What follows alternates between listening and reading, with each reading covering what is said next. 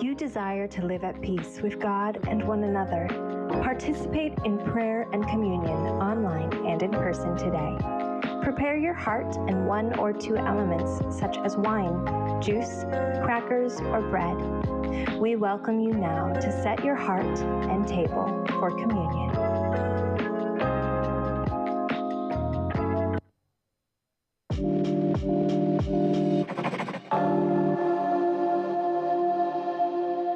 Peace, friends.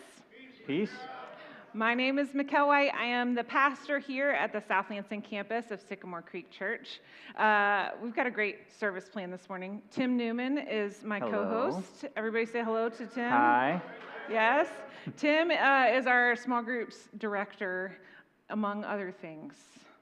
Yes. Significant today, you are also a storyteller in Kids Creek. Yeah. We'll be talking about that a little bit later. We have a guest artist bringing us the music this morning, Tanya Watt. We love having Tanya with us. And as we start our service this morning, I have a shout-out question for you just to get you involved. So back to school, would you rather? Would you rather have a class where everyone has to rhyme or a class where everyone has to wear a costume? Class where everyone has to rhyme. I think rhyming, because then you could just not say anything. And then you don't have to do anything. I'm a teacher, so I like the rhyming from a management standpoint, because if a kid has to rhyme to speak, they're going to put a little more thought into it than sometimes they might normally. So. And as a teacher, then you don't have to worry about what costume they're wearing. Yep. That's another piece of that. All right, we have some music this morning. Would you stand with me and let's sing together? Our message this morning is, you can go ahead and stand, but our message is on original sin and science. And we might go in a direction that's a little surprising this morning, but some of our music reflects those themes and are introspective, thinking about humanity, thinking about who God is. So just know that going into this set this morning. All right, I'm going to start this off with one that you all probably know. Great are you, Lord.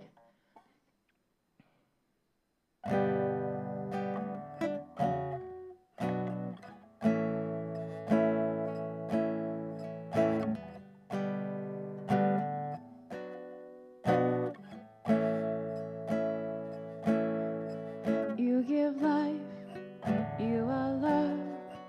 You bring light to the darkness, you give hope, you restore every heart that is broken. Great are you, Lord. It's your breath in our lungs, so we pour out our praise,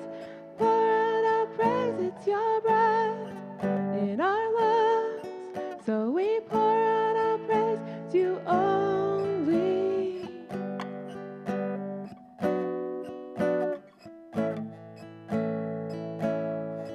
You give life, you are love, you bring light to the dark.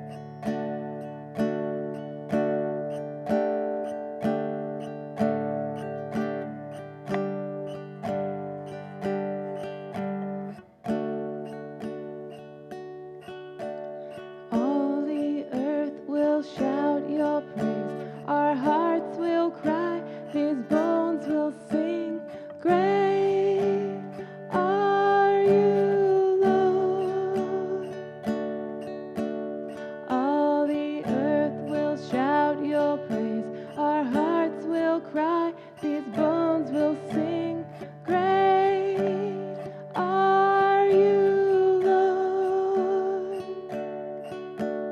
All the earth will shout your praise, our hearts will cry, these bones will sing, great are you, Lord.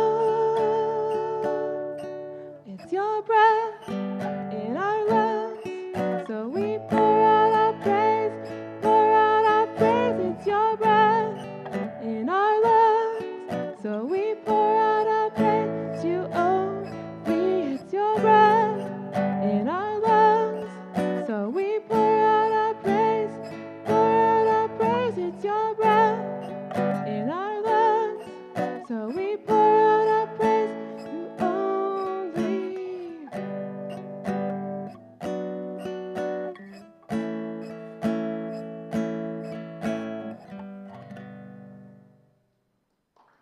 Thank you.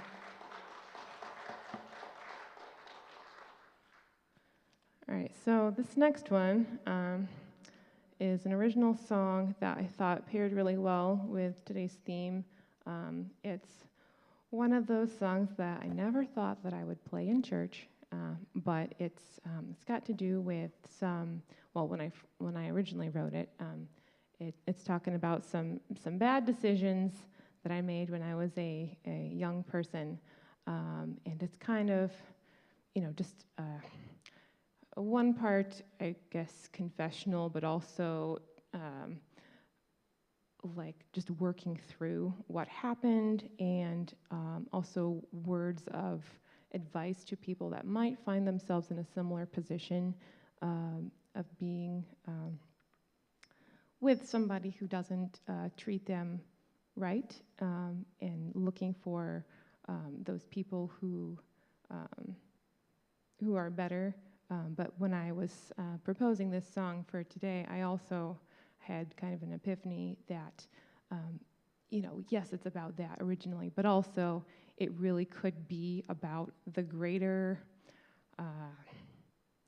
fight that we often find ourselves between those negative forces in our lives, and wanting better, and really could even be talking about the fight between the devil and God. So in a way, these talk about maybe some of my, you could call them original sins, but also really, I think a lot of what actually we experience is actually just a reflection of trauma, because a lot of times we make bad decisions out of the trauma that we've experienced in life. So that's kind of where this is coming from. So this song is called Filthy.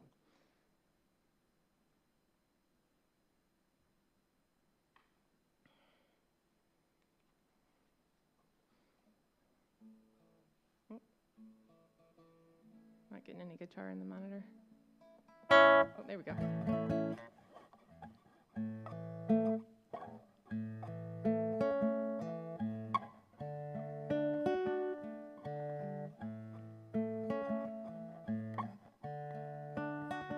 So I gave it away under the stars, on the ground beside an empty parking lot. It was really kind of fitting how absolutely special it was not. But my idle hands were lonely, so I thought that it was maybe worth a shot. How I was wrong. Don't settle for the one that leaves you filthy, 'cause he will drag you through the mud until you're gone. Just try and find the one who will lift you up now, 'cause the world on its own is hard enough. It's hard enough. Then I threw more away inside the car, mostly just so I could prove my father wrong. Oh, if only he had liked you, maybe then I would have realized I did not. But in trying to break free, found myself inside your corner and got stuck. Oh, silly girl, don't settle for the one that leaves you filthy. He will drag you through the mud until you're gone. Just try and find the one who will lift you up now. 'Cause the world on its own is hard enough. It's hard enough. It's hard enough. And funny how being smart doesn't matter if the things that you decide are really dumb. Oh, I know that I knew so much better, but knowing better's never good enough. If you can't figure out how to listen to that voice inside that's telling you to stop and stand your ground. Don't settle for the one that leaves you filthy, 'cause he will drag you through the mud until you're gone. Just try and find the one who will lift you up now, 'cause the world on its own is hard enough. And don't settle for the one that leaves you filthy. Run away and keep on running till you're gone. Just try and find the one who will lift you up now. Take your hand and help you brush off all the dirt. Clean you up and really show you what you're worth. 'Cause the world on its own is hard enough. It's hard enough. It's hard enough. Thank you. Wow. Go ahead and take a seat. This is typically the time of the service that we would dismiss kids to Kids Creek, but this month actually, we don't have kids programming happening. Instead, we do have a science experiment. So if you are a kid, I think all the kids are maybe I don't know where they are. I have my kid here somewhere, so here's a kid. All right, hey, here's a couple of kids. So Mr. Nathan's gonna get that set up, and while that's getting set up in your program, which you should have. Yes, we have the connection card inside your program. What this is a place for you to share information with us, because we would like to connect with you. And we'd ask at this time you consider filling out your name, any contact information, and then leave this card handy at the end of the message today. We're going to refer back to it about some next steps you can take going forward. That's right. And then you can pull out your cell phones, snap a selfie. Our selfie of the week this week is, this is my family. It was the kids who were doing the science experiment last week. And that was a lot of fun. If you missed that, you should go back and watch that, because that was a good time. If you post your selfie to your social media with the hashtag SCCMI or tag us on Instagram, then you could be featured as our selfie of the week next week, and you get a $5 Big B gift card for doing that. I don't think my kids will be getting $5 Big B gift cards, staff privilege / staff, whatever, pros and cons of being the pastor's kid. All right. Just a reminder, for those who are joining us online today, we are going to be receiving communion later, and I want to give you a chance to get an element or two. It could be juice, it could be wine, it could be crackers, it could be bread. Even if you only have one element, that's totally fine. Just letting you know that's coming at the end of the service, so don't be caught off guard. All right, time for our science experiment. I'll hand it over to Nathan. It's always dangerous, but hi, if you don't know me, my name is Nathan. I serve in helping with music sometimes, and for the month of August have been helping with science experiments. So they're kind of fun. I was talking to someone earlier today, and I said, we do them for the kids, and they're like, well, they're for the adults too, and I appreciate that perspective. So Today, we are gonna, together as a team, solve a puzzle. But take a quick look at the papers, kiddos. Like what do you see? They can see faint lines. Hold if you them touch up so it, that it's kind of dusty. Yeah, hold them up and show everyone else out here. Can you guys see anything from out there? Nope. No. Yeah, under close observation, you can notice them, but you have to kind of know that you're looking for something. This one may have an advantage because of being an assistant earlier. But what we've done is on the paper, I took some warm water and baking soda. This is the largest thing of baking soda I've ever owned. It's Ania's apparently. And you mix that up, and then you can paint onto the white piece of paper whatever message you want, and it becomes an invisible ink. So what we get to do is combine 2 household ingredients, I guess depending on your flavor palette and preferences, but 2 household ingredients to create a paint that will reveal the message. So first household ingredient is going to be, what is this? Hand sanitizer. It became very popular about 4 years ago. And what is this? Can you guys read this? Turmeric? Eric. Eric's in the back. You can say hi to him. He's doing something. But anyway, turmeric, right? So, or however you say it, but it's just a spice.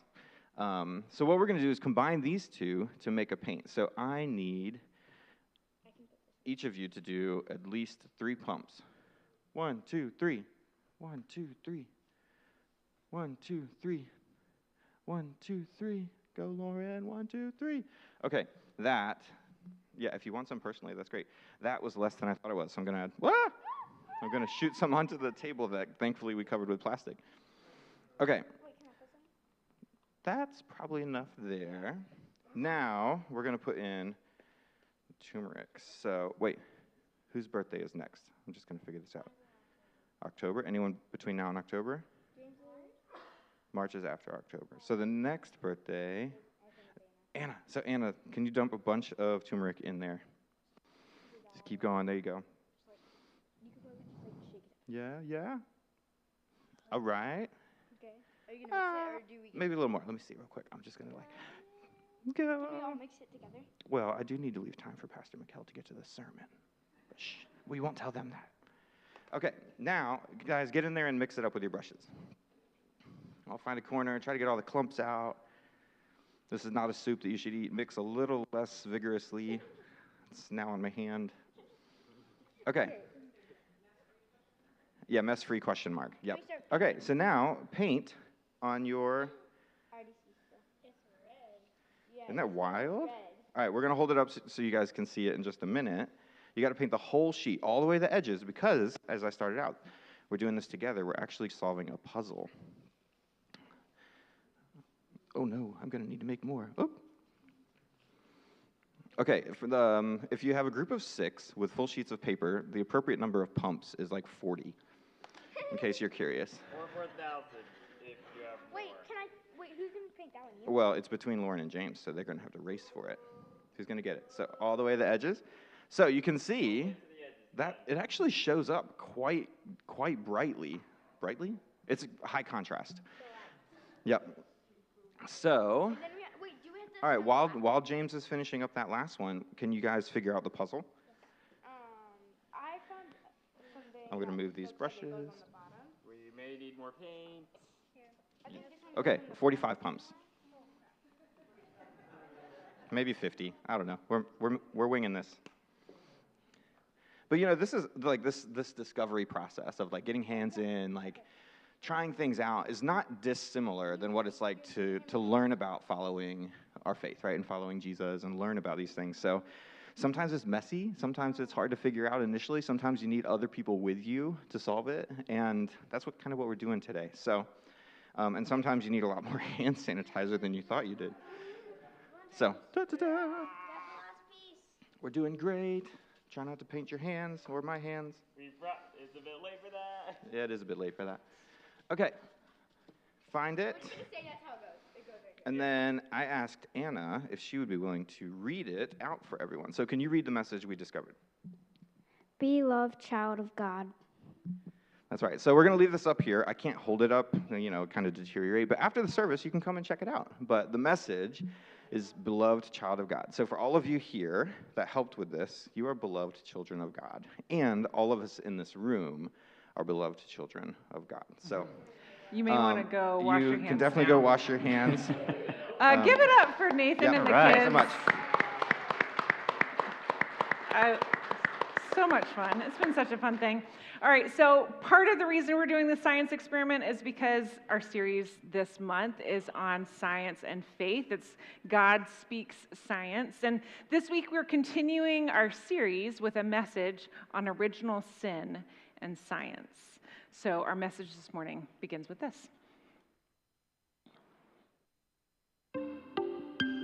Anyone who is bilingual knows that you can speak two different languages and say the same basic thing.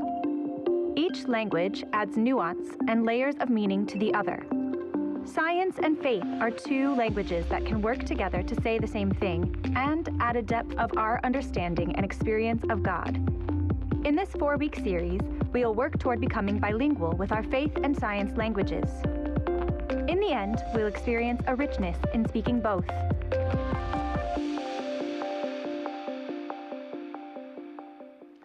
So in the beginning, God created the heavens and the earth and all that was in them. And God looked over all that God had made and saw that it was very, very good. The story of creation in Genesis tells of God creating the creatures of the land and the creatures of the air and the creatures of the sea. And God creates Adam, places him in a garden, and gives him clear instructions on what he can eat, and then creates Eve to be a partner to Adam. Well, then Adam and Eve eat from a forbidden tree, where before they were unaware of their nakedness, now they are ashamed of their nakedness. Where before they enjoyed a sort of guileless, innocent relationship with God, now they were hiding. And where before their relationship with each other was one of trust and honesty and openness, now their relationship is marked by casting blame on each other and deflecting and even some lying. And so the Lord God banished them from the garden that they were set in, the Garden of Eden, and sent Adam out to cultivate the ground from which he had been made. This story is at the beginning of the first book of the Bible, of the Old Testament. So it's like the beginning of the beginning. And later, after Jesus has lived and died and the church is born, a letter is written to the church in Rome from the Apostle Paul. And the author, Paul, references this Adam and Eve story, saying Adam's one sin, when he disobeyed God, brings condemnation for everyone, for all of humanity. But Christ's one act of righteousness brings a right relationship with God and new life for everyone. The author is drawing this connection between Adam and Jesus. He says, because one person disobeyed God, that's Adam, many became sinners. But because one other person obeyed God, that is Jesus, many will be made righteous. So where sin came into the world through one person, Adam, and affected all of humanity, freedom from that sin also comes through one person, Jesus, and is offered to all of humanity. Now, I find a lot of hope in this passage that this new life, this righteousness, this freedom from sin is offered to everyone. But this passage, alongside other verses like all have sinned and fallen short of God's glory, and there's no one righteous, not even one, have been used to build a doctrine that we, in church spaces, call original sin. Now, I think all of us can look around the world around us, right? And we see brokenness, we see pain, we see the ways that we've hurt people and been hurt by other people. And one word that we can use for this is sin. And another word, is sin, and original sin is then responding to that question, where does sin come from? Where did it originate from? And this is the answer of original sin, is that it comes from our ancient ancestors, Adam and Eve, and then is passed on through their ancestry to every human from birth. Now, we're in this series that we're calling God Speaks Science. And in this series, we're working to learn the language of faith and science together. Because science and faith are sort of like two different languages, that they say sort of two different things, but it's like they're saying the same thing, but in different ways. You know what I mean? And so when we work with science and with faith together, we can bring a new depth to our understanding of different things in the world. And we hope that we'll discover a richness of speaking both languages through this series that draws us closer to God, because God is, after all, the creator of all things, including science and everything we learn through science. So we started this series with a message from Pastor Mark on what I wish my church knew about being a scientist. It was a really powerful message.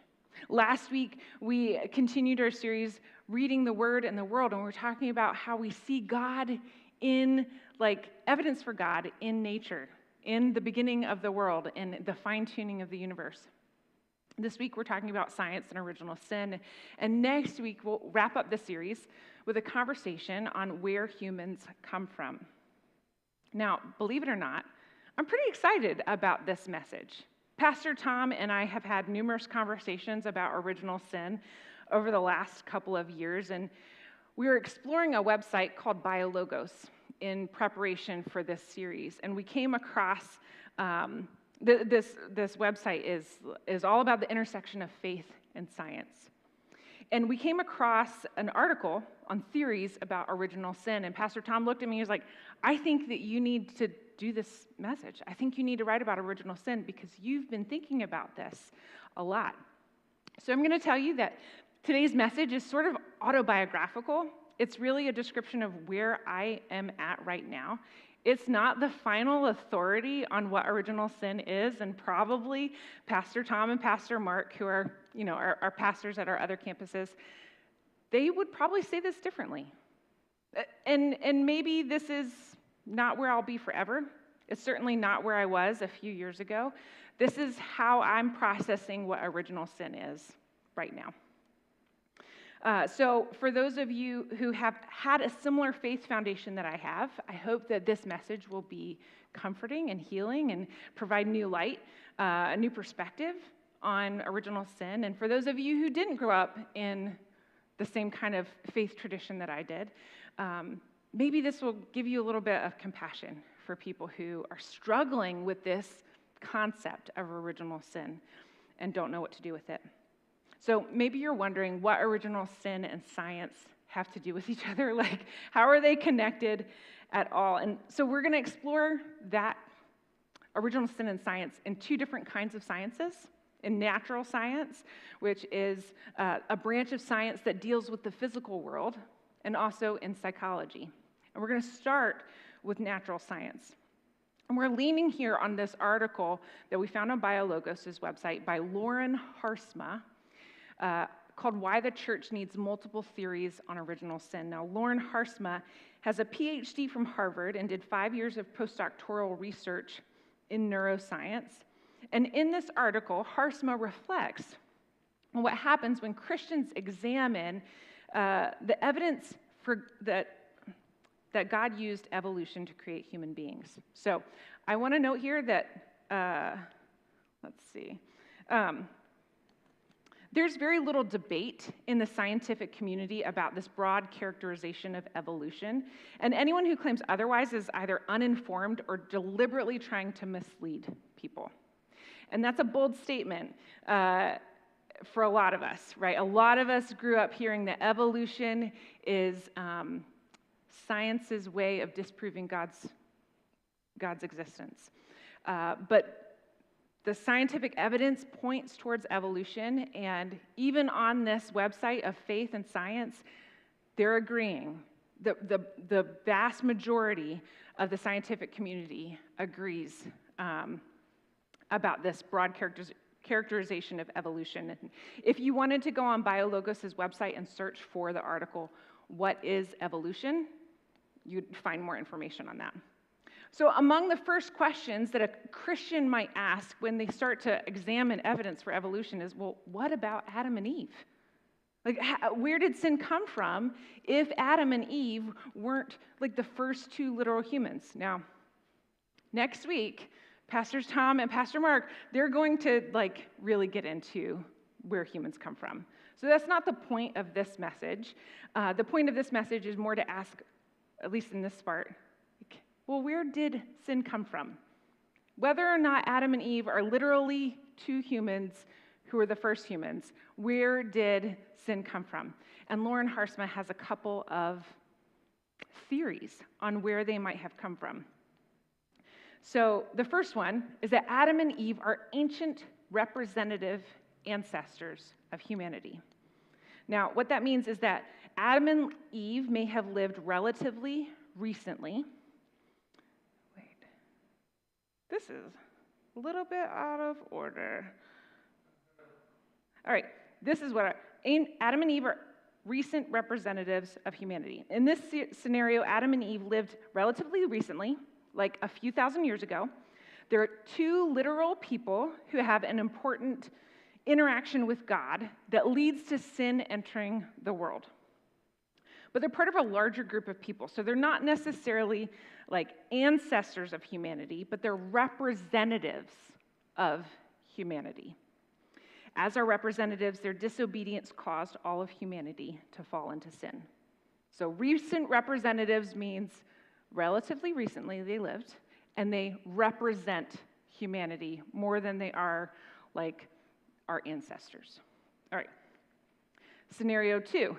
Adam and Eve are ancient representative ancestors of humanity. So notice ancient, not recent, and representative ancestors. So in this scenario, they lived many thousands of years ago.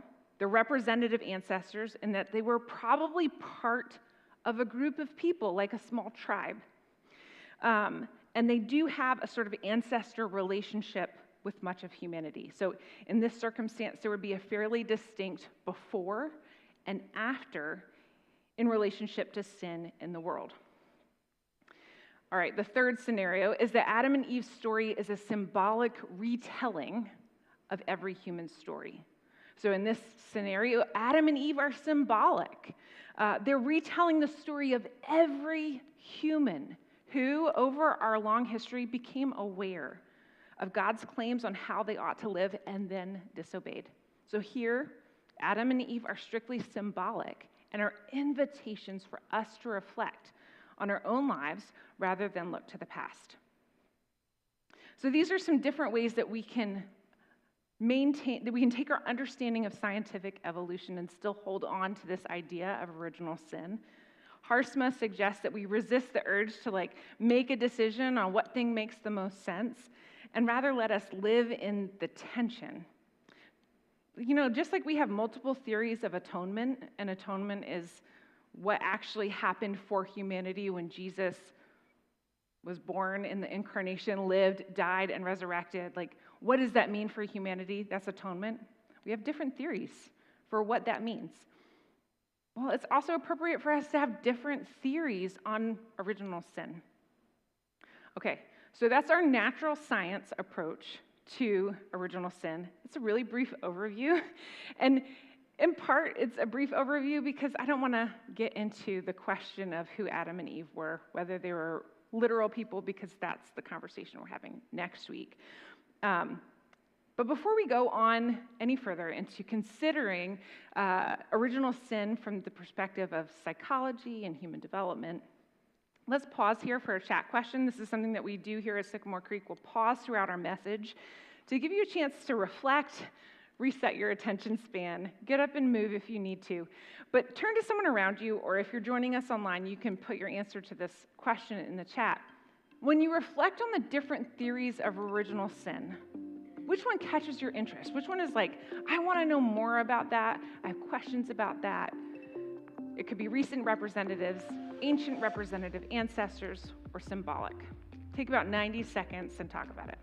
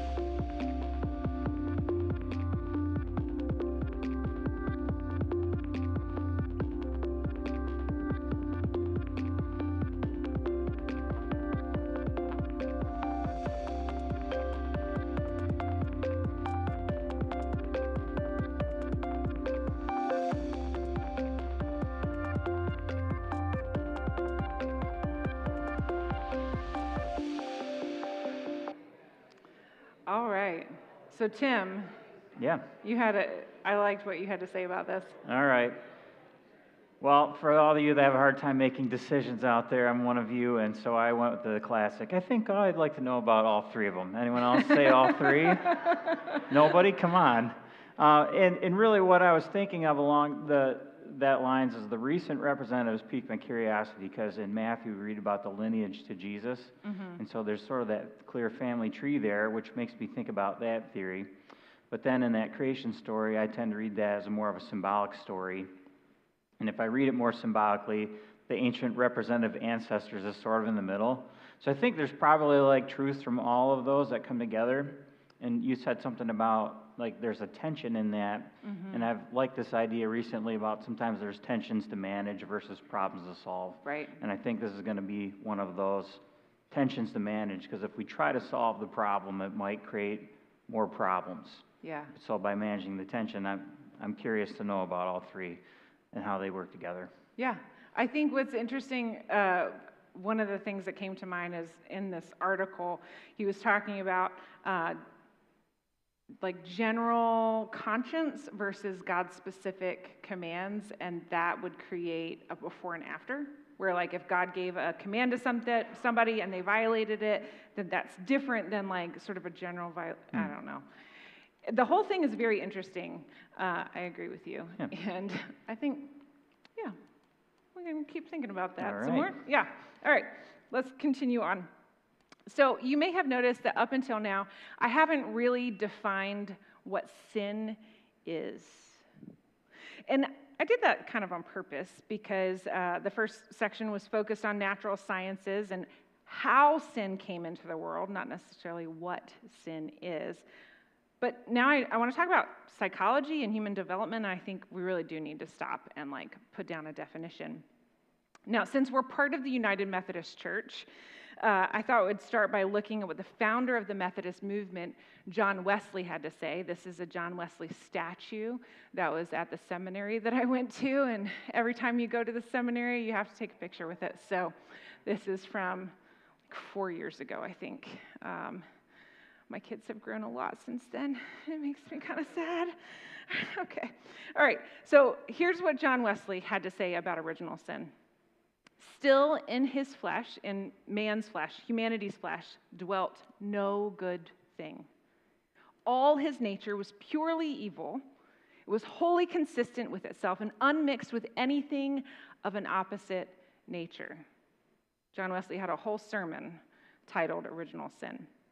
So Wesley is asserting here that in a person's natural state, there is nothing good. In fact, in a person's natural state, they're not even able to understand their need for salvation, their need for God.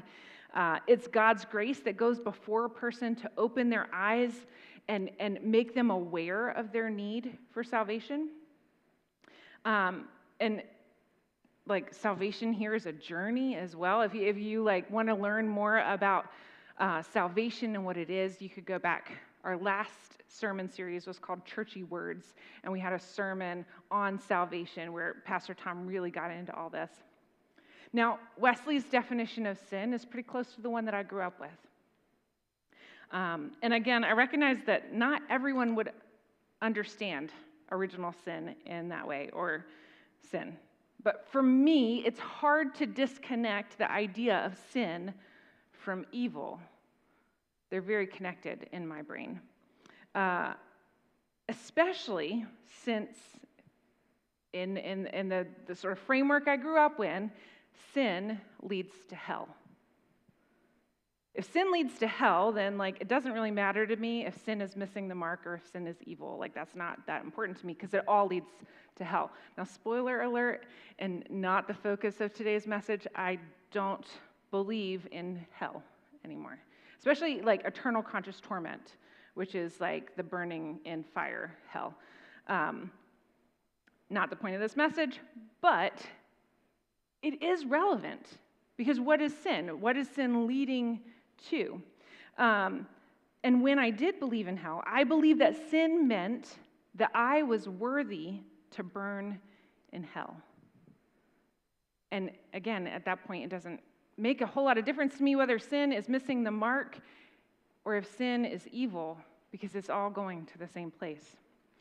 And in order to prove, right, that all people experience this reality of sin and are therefore deserving of hell outside of God, I've heard some people say something to the effect of, toddlers are jerks, and that's proof we're born sinful. You're laughing, and that tells me you've heard something like this. And maybe not the jerks. I toned that down a little bit. Toddlers are something, all right? So I'm sure you've heard some version of this, right? When a 2-year-old bites another child, well, that just shows our sinful nature. When a toddler throws a tantrum, proof that we're selfish, right? Kids are selfish and mean and jerks, and this is proof of original sin. Now, what's really interesting about this to me is that when you observe the development of children who develop atypically, autistic children, children who don't bite or yell mine or throw tantrums, you actually start to understand how important those actions are, right? When a child bites their peer who took a toy, they're testing a way to control their environment. They're saying with their actions, when you took my toy, that made me really angry. I don't like it. That's what they're saying with their actions, but they don't know how to say it in a different way. When a child throws a tantrum because they want a treat, they're communicating their anger and disappointment with the tools that they have. These are developmentally appropriate actions. Now, they're stepping stones, right? They're not the end-all, be-all. They're not mature, but they're stepping stones to something that is more mature, a more mature way of communicating anger and frustration and desire. I actually believe that these are bids to adults for connection, for survival, for care, and that adults have the job of providing coaching and scaffolding and redirection so that children can learn how to communicate those things. It's appropriate for us to feel angry sometimes. It's appropriate for us to feel frustrated or disappointed sometimes. We need the tools to communicate that in a healthy way. And it's adults' jobs to provide that for our kids, right? I've had so many personal experiences of making a mistake and then the people around me assuming that I must have had bad intentions when I made that mistake. And this started when I was a child. At 10 years old, a family member told me that I wasn't a princess to sit on a pedestal because to get out of helping around the house. And the implication was that I was an entitled jerk of a kid. And this was after I had gotten up and helped around the house. I just made a joke about not wanting to do it. I had people talk to me about how my various actions communicated disrespect when it was really more likely that I was just in my own head about something and I didn't catch what they were trying to tell me. And especially then when I got scolded for mistakes that I made, I began to internalize the belief that mistakes mean I'm bad, which means I had a really hard time developing a growth mindset. Maybe you've heard of a growth mindset. A growth mindset is marked by belief statements like, mistakes help me to learn. Feedback is really valuable. It's not threatening. Is this my best work? Maybe I can continue to improve. I improve with practice. I won't give up. Now, a growth mindset is in contrast to a fixed mindset, which is like, I have to avoid making mistakes. I'll never be that smart. Or I know best and that's it. This is good enough. I can't improve it.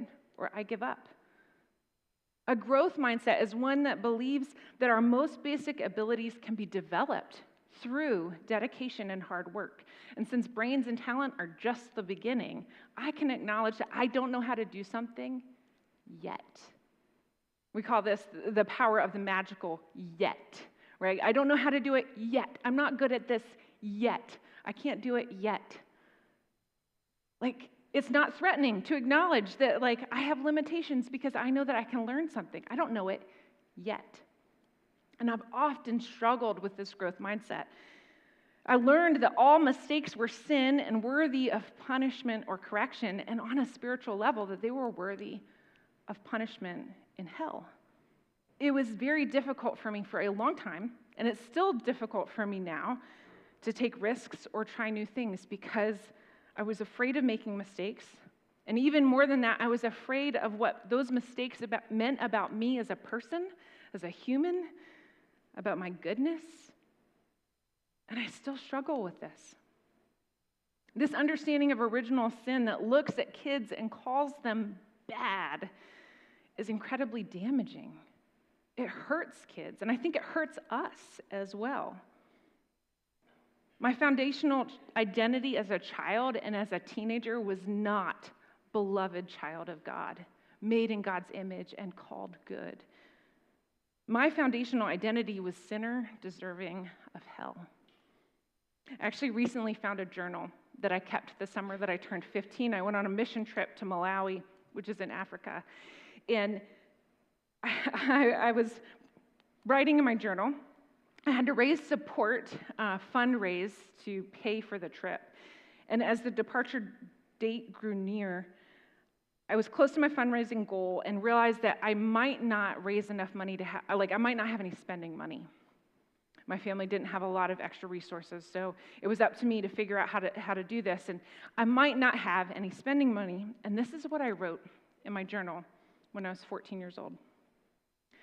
I'm trusting God to bring in the extra money, and maybe He won't provide spending money to teach me not to procrastinate. I would deserve it. Of course, I deserve to burn in hell, so that's not saying much. Anyway, I'm very excited and cannot wait to see how God will use me this summer. It was just so casual, so matter of fact, didn't faze me at the time. And now I look back at it, and it's a wonder that I'm still part of the church. To be honest with you, it's a wonder that I'm still here saying God is good. This mindset, this deep-seated belief that humans are so sinful, it's proof. Bad kids are proof they were born bad. It's damaging. And this deep-seated belief that humans are so sinful, they deserve eternal conscious torment, can lead to a second statement that I want to explore this morning. Since you're inherently sinful, you can't trust your emotions, your logic, or intuition. Instead, you have to make decisions only based on the Bible. I've heard so many different versions of this, like you can't trust your emotions, you can't trust your logic, you have to do exactly what's in the Bible. But usually what that means is my interpretation of what's in the Bible and not yeah. So the underlying thought here is that if I'm inherently sinful, if I'm broken, you might even say corrupted, then I just can't trust myself. I can't trust my instincts, I can't trust my reasoning, I can't trust my own sense of knowing, and it cuts me off from myself. It disconnects me from my body. But the problem is you can't really shut off your nervous system. Do you know this? It just keeps going. And so you can ignore it, but it's still just going to keep telling you that something is wrong, and so you're going to try to shut it up. You're going to try to numb. You're going to try to avoid.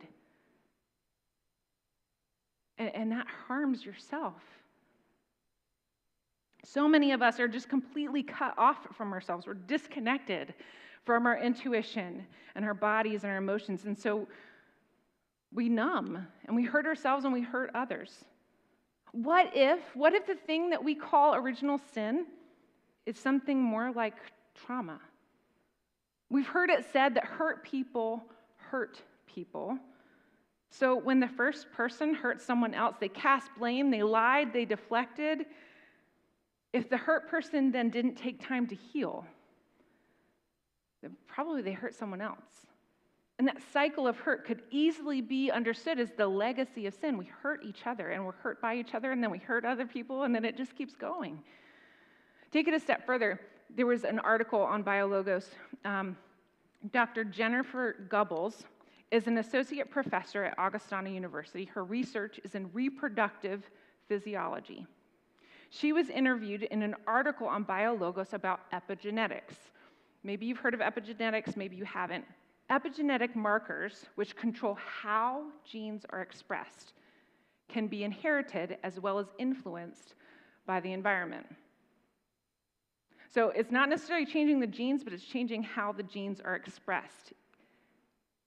And these markers are inherited and influenced by the environment. So genetic changes are happening. These changes, how genes are expressed, happen because of the environment.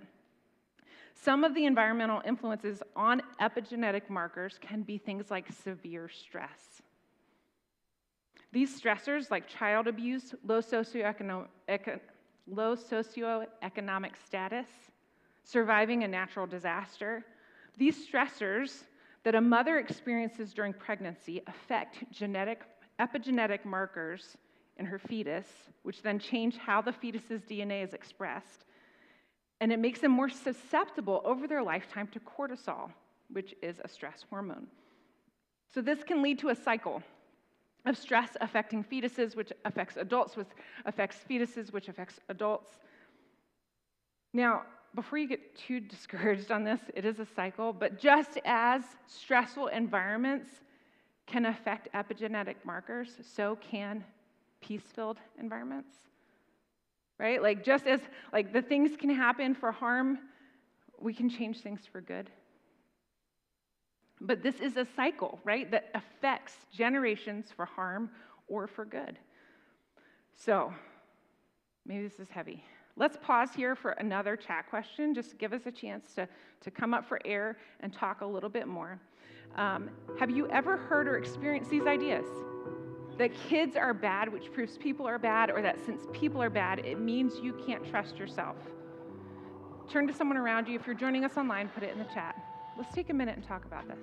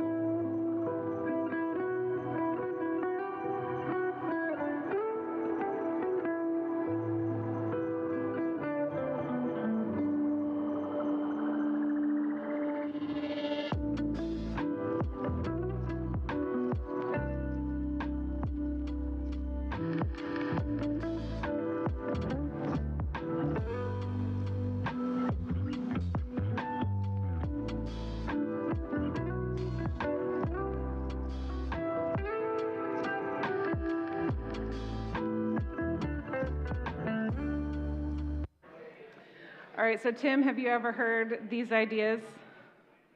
Yep, so definitely, it's, I've heard many illustrations about, we all kind of have a selfish nature because if you watch any toddler, they're exhibiting those selfish behaviors. So I do we were talking like, I do agree with that to some extent, that we do have a selfish nature. And again, another tension to manage is sort of like self-preservation versus, as we're growing older, learning to give of ourselves and love our neighbor. So that's sort of where I land on this question. Another non-clear answer for you? Yeah. Well, I mean, so after I previewed this message, so like this is part of our process, I wrote the message, then I gave it to Pastor Tom and Pastor Mark, and they gave me feedback, and Tom and I had a very similar kind of conversation with like, well, that is selfishness when kids do that. And my response was, what if when toddlers are doing that, it's like developing the first step of love your neighbor as yourself? Because learning to love yourself, it's not the end. You still have to learn how to love other people, but like you got to love yourself too. And like sometimes I wonder if, and not all of us, and not like, but I feel like I experienced like having the self-preservation punished out of me, right? And so like you can't take care of yourself. You can't like be angry when things don't go your way or say that was wrong. Like, you know, you had to just take it. And so I wonder if there's something in between, and it's just all part of the development, you know? Mm-hmm. I don't know. It's okay if you disagree with me, by the way. That's fine. So I have talked today a lot about the things that I have disagreed with, but I do want to share something that might actually help us make some sense of this.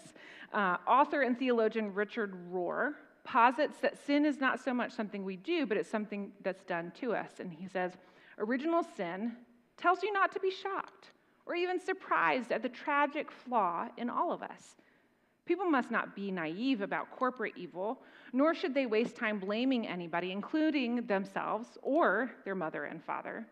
Imputing blame is not the point. Healing is. And you cannot heal something until you recognize that it's there. Now, Rohr says, like, even though we're not looking to blame our parents, the reality is that much of that pain, that original sort of pain, is passed on through our parents and their pain, and then as parents, we tend to pass that on to our kids, right? Original sin, then, is the collective pain that hurts us all. And sanctification is healing. This path that we're on is about healing our wounds and learning, then, how not to transmit pain to other people. Healing our collective pain might be, we might say, is how we practice the 3 simple rules. This is something we talk about here at Sycamore Creek. The 3 simple rules are to do no harm, to do good, and to stay in love with God. So we stop harming ourselves by reconnecting to our bodies, to our intuition, to our emotions. Now, and then with that connection, we can stop harming others in our reactivity. Now, that's easier said than done, because after some trauma, our nervous systems can become over or under reactive. And this is where the support of a good therapist can be really, really helpful. I've actually been talking to my therapist, like that's a lot of the work that I've been doing over this past year, has been retraining my nervous system so that I don't go into fight or flight when I have to have a conversation with somebody. Like, right? Like, okay, remember, fight or flight is when your body thinks you're under attack. And so I thought that was kind of funny. Maybe you've seen the Instagram thing where it's like trying to tell my nervous system that I'm not being attacked by a bear, I just need to make a phone call? That's what we're talking about. You have to retrain your nervous system to navigate these different normal life things without experiencing fight or flight. Okay.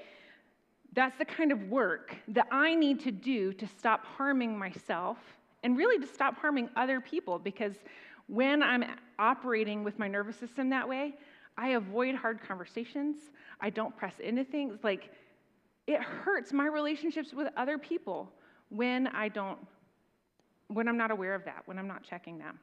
And then we can do good by encouraging others to do this healing work. We seek to correct and improve systems that are hurting people. And then we stay in love with God, remembering that when God created the world, including us, God declared it good. God made us for relationships with God. God wants to be in a relationship with you, with me, with us. So hear God's delight in you today. You are a beloved child of God.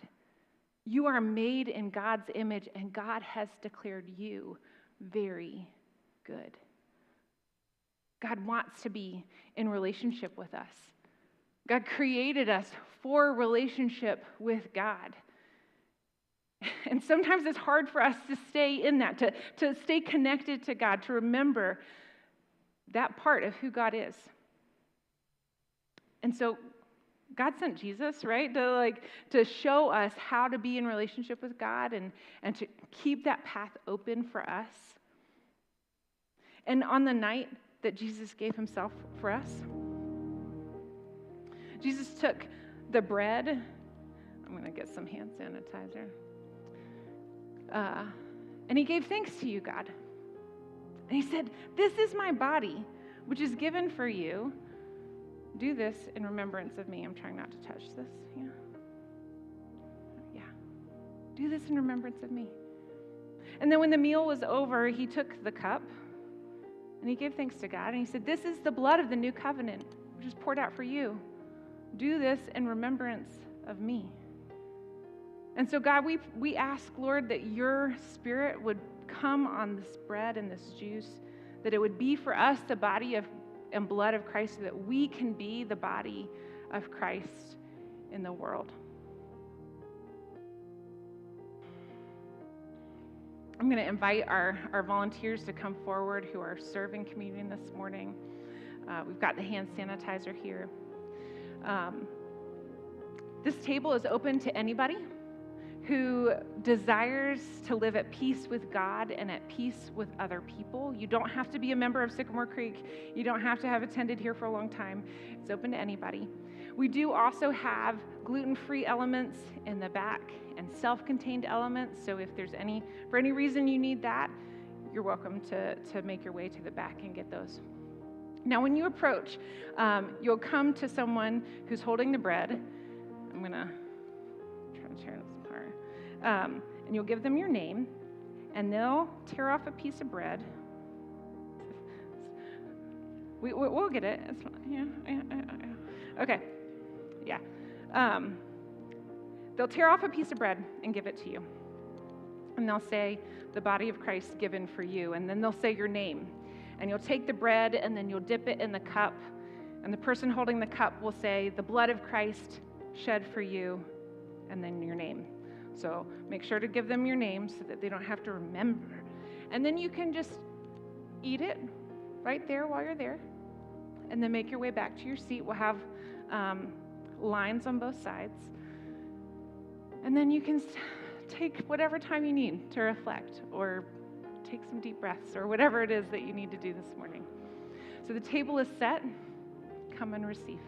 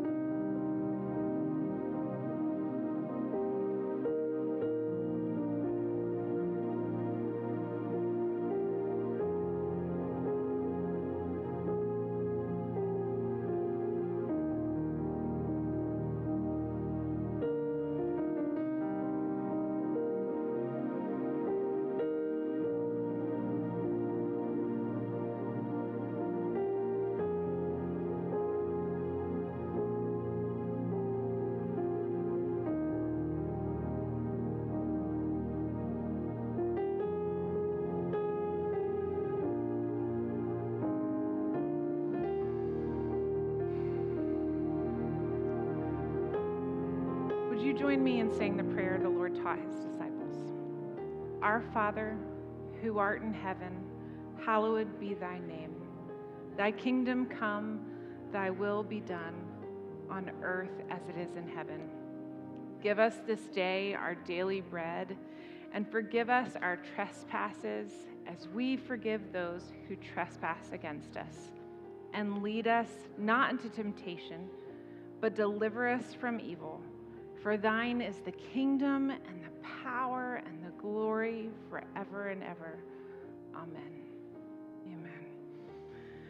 We would love to connect with you. We think that maybe you're here and you'd like to connect with us, so pull out those connection cards again. Again, make sure your name, email address, whatever information is updated, and then turn that bad boy over. There's some next steps here that you can check. And also there's a place where you can fill out a prayer request. If there's anything going on in your life that you just like some other people to be supporting you on, we have a team of people who pray for those requests as they come in. We also have a Serve Challenge here this week. The Serve Challenge is being interested in more information on volunteering in Kids Creek. Tim, you're a storyteller. All right. Upstairs in Kids Creek. So Kids Creek has an assistant and a storyteller. Is that right? Yep. So to tell a little more about what we do up in Kids Creek is we have a storyteller and assistant storyteller, and we have a routine we use every week up in Kids Creek. So if you've ever wondered what the kiddos are doing up there, they start with a snack, and it's really small group time for kids. We share something that made you happy and something that made you sad. We get the kids connected in community that way. Then we move over and we have, we do an offering up there, and we work on a memory verse from the Bible, and then we tell a story.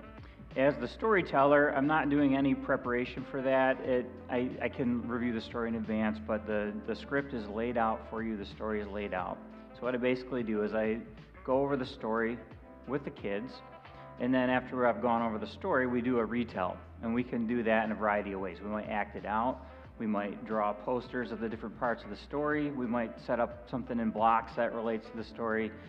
There's a little creativity you can use as a storyteller, but again, our script outlines ways you can do that.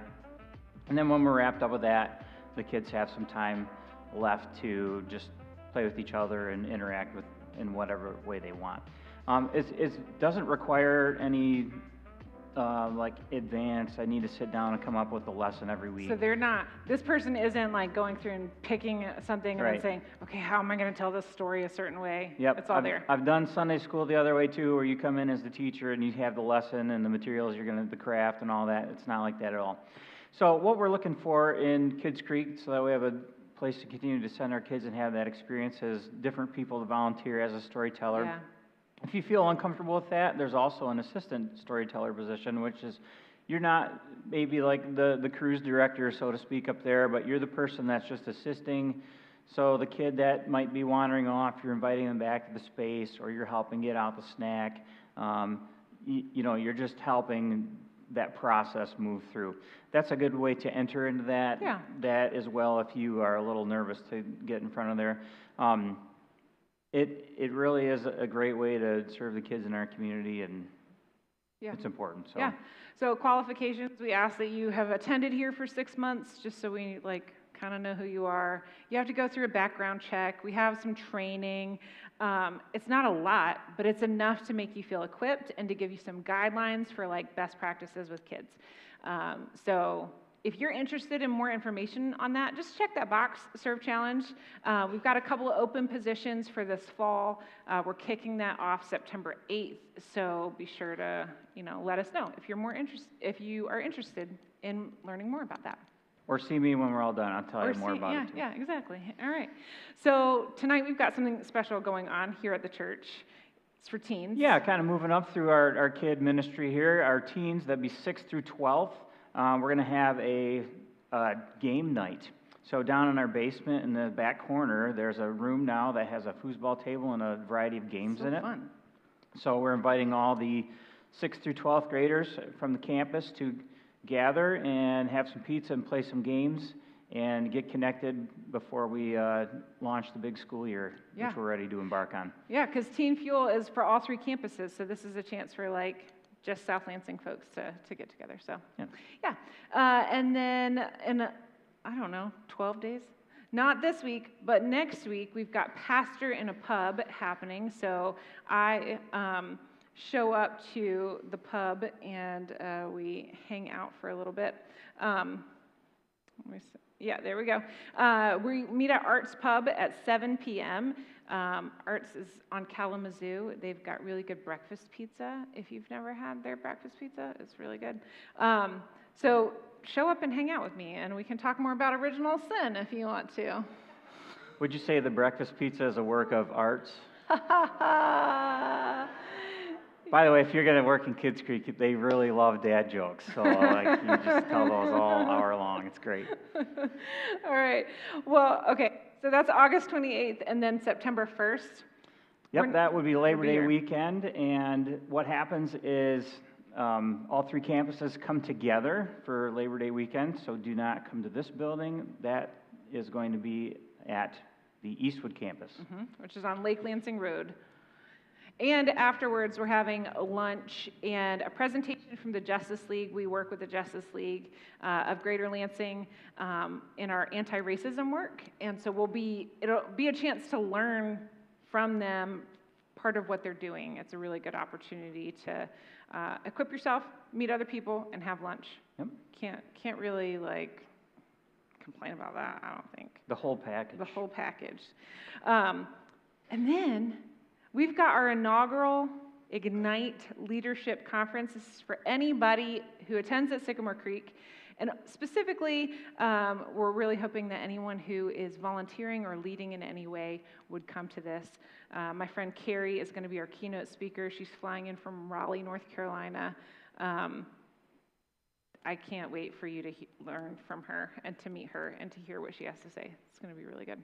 Yeah, there's going to be some different sessions. If you are involved with small groups at all, you're leading a small group either in the fall or throughout the year, I'm going to do a session that's going to take place of our normal fall training, which I'm excited about because that'll eliminate one less night during the fall where we need to round up schedules. Yeah, there's also one for Kids Creek, so anybody who's in, we're going to do a mock Kids Creek experience so you can come and learn and see what that's all about. So.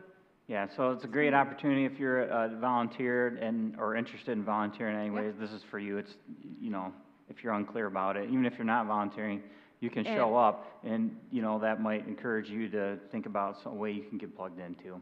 It's also free. It's free, and there's lunch, so and there's again, lunch. The whole package. You can't beat that. You can't beat that. All right. We have a couple of different ways that you can give financially this morning. You can scan that QR code, go to that website, drop your envelope in the blue bucket with your connection card. However you choose to give, we're really thankful for your giving. It helps make the mission happen here at Sycamore Creek. We're celebrating this week Totes for Teachers, which is something we did this last year, we did it this year.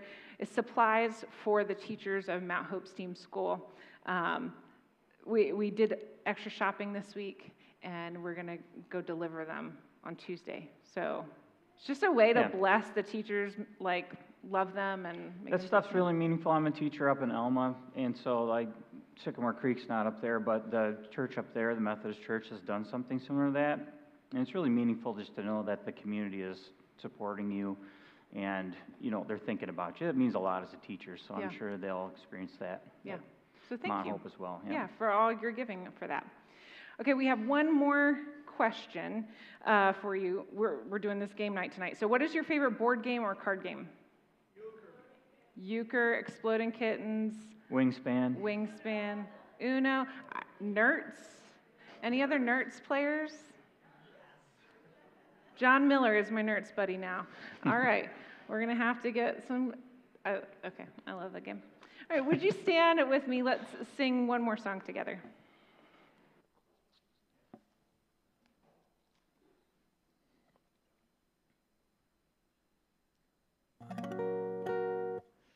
Okay, this last one is another original called The Me That I Am.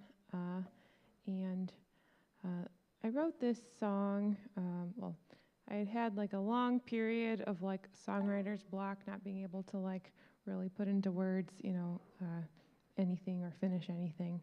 And sometimes I feel, whether, I think again, this is kind of a trauma response, but feeling like I'm not good enough to do whatever the thing is that I want to do. And a lot of times, I feel that way about music. Like this, I feel this calling to do what I'm doing, but I don't always feel like I'm, necessarily able to, and, wrestling with depression and that kind of stuff. But so this song was kind of written from that perspective of trying to work through those feelings and also at the same time recognize, like, okay, like, probably I'm believing a bunch of lies, and, I can do it, but also having this idea that, before all the doubts, before all of the anxiety, before all the fear, I just have this concept of, when we were born or when we were first, like conceived in God's mind as beings, like we were created as and envisioned as good. We were, and maybe there's a discrepancy between, who we feel we've been and that original, pure goodness, but some way, somehow, maybe we can rediscover who that original intention of a person, who that person is. So anyway, this is working through the imposter syndrome and all those things and trying to reclaim that real version of me that I think is kind of buried underneath.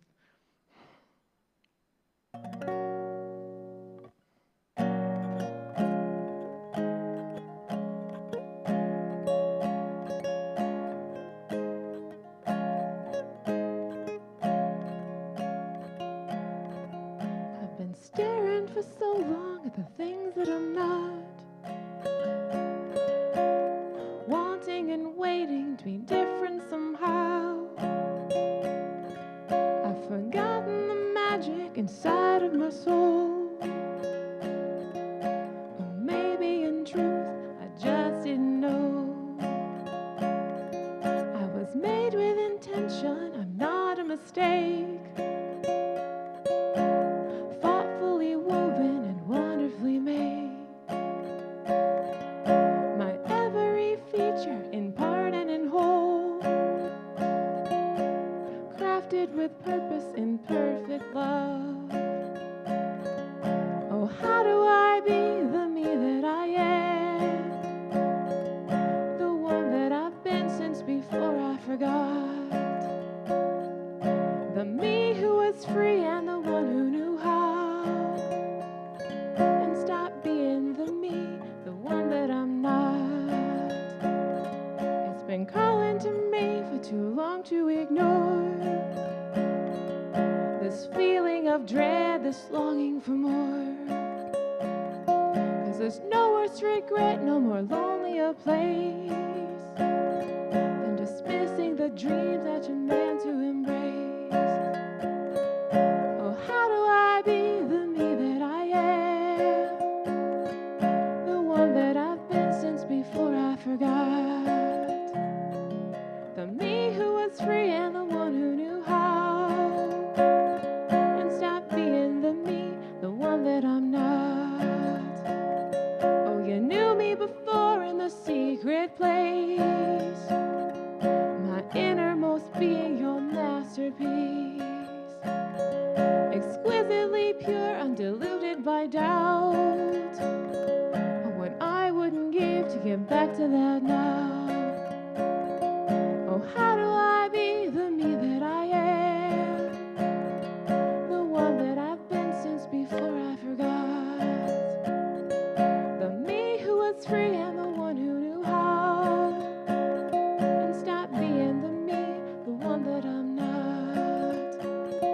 Oh, how do I be the me that I am, the one you intended right from the start?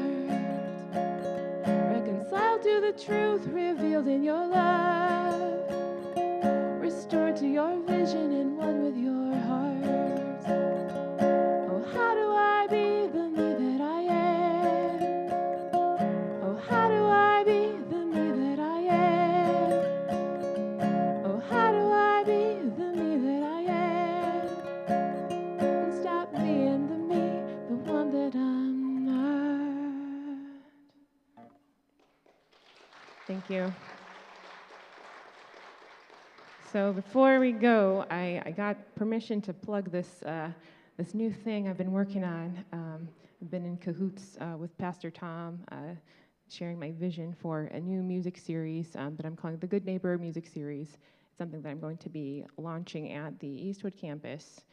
The first event's going to be on Tuesday, September 17th, so that's in just about a month.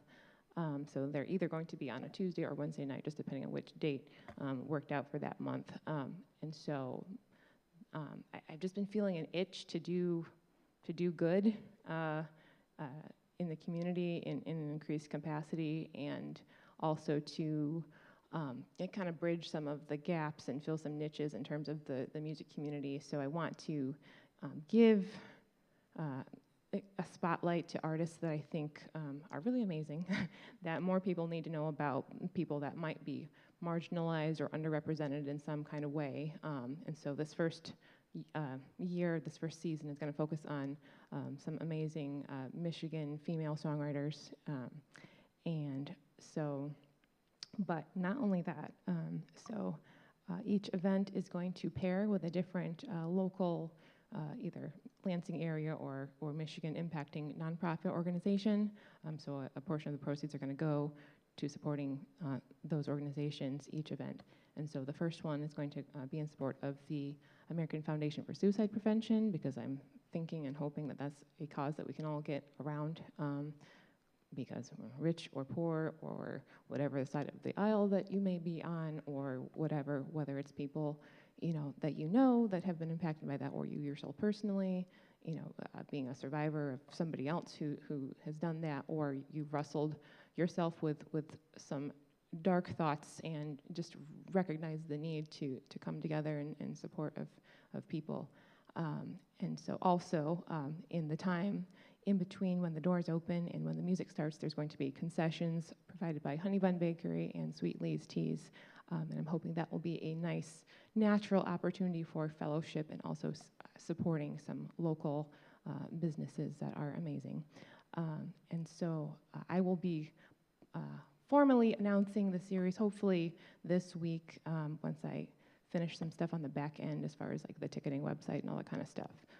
And also, if you happen to know any businesses that might be a good sponsor that just like to do good things in the community, that support Michigan, small businesses, women-led businesses, diverse businesses, and just like the idea of bringing people together around a good cause, then have them contact me.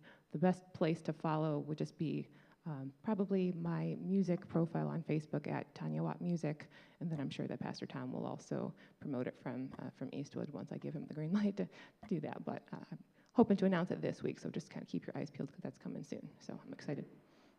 Okay, cool. Thank you. Would you join me in thanking God for Tanya leading us in music this morning? Thanks for joining us this morning. I hope that you will come back next week as we continue our series. Actually, we're wrapping up our series next week with a conversation on where humans come from. Until then, be curious, be creative, and be compassionate. Go in peace, friends.